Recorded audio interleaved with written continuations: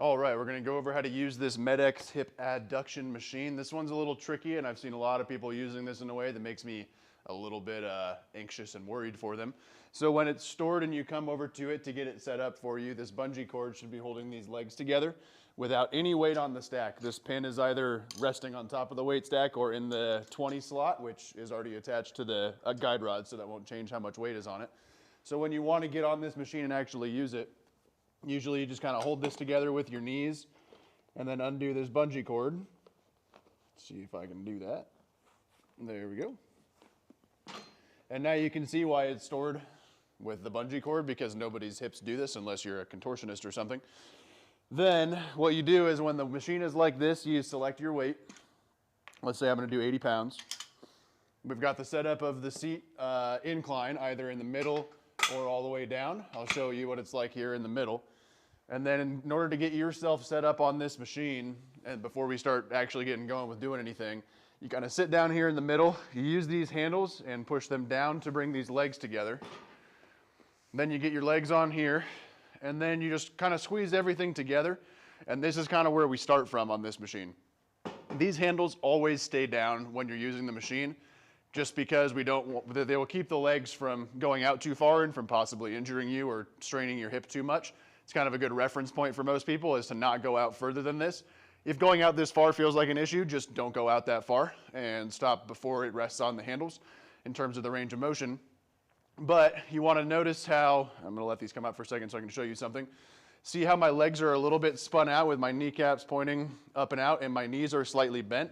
This allows me to drive in to the machine through my calves here with the goal of engaging muscles up here in my adductors across my groin.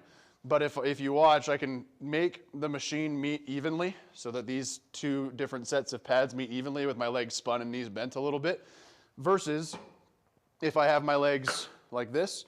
Now I'm going to smack these upper thigh pads before these ones get anywhere close. So you want to make sure you get this little bit of spin out, and then you're thinking about bringing your heels together so we can get these pads to meet evenly. So it's about 70-30 in terms of pressure, 70% of the pressure on these lower leg pads and 30% of the pressure up here, which should make you feel all of the muscles on the inside of your groin working while you do it. So from a setup perspective, you just kind of get on the machine, like I already showed you, get these together so you can find the right amount of spin and bend for you. Then we initiate the movement, engaging through our groin, slowly separating out, with our intention being to allow our legs to slide out with these handles down until it taps. If you can get that far, if not, a little bit shy of there in terms of the range of motion. That nice slow red light, green light tempo, as always. And as you may notice, when you do this yourself over the course of a few reps, you'll start hitting these pads up here sooner than these ones, in which case just kind of reset so you can get them to meet evenly again. Sometimes over time, people end up kind of smacking these upper thigh pads together. So if that's the case, just reset, in the middle of the set and just get these spun out again so you can match everything up, and then continue with your set. So in the range of motion, again, you can get these all the way together, but if it feels like a strain or a stretch to go out to where these tap onto where the handles rest, then just don't go out that far. For most people, it should be okay. But if you have a hip issue, you may want to stop a little bit shy of that spot and then just nice and smoothly driving together.